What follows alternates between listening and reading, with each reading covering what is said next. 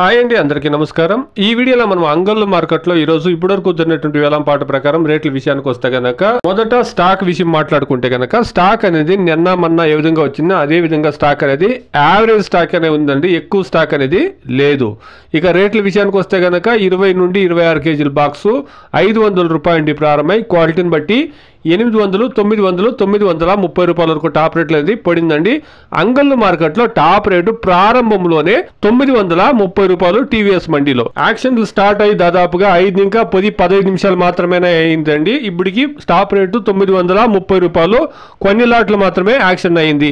దాదాపుగా ఇంకా 2 గంటల వరకు యాక్షన్ జరుగుతుంది కాబట్టి ఖచ్చితంగా ఈ టాప్ రేట్లు పెరిగే ఛాన్సెస్ ఉంటుందండి. వెయిట్ చేసి చూస్తాం.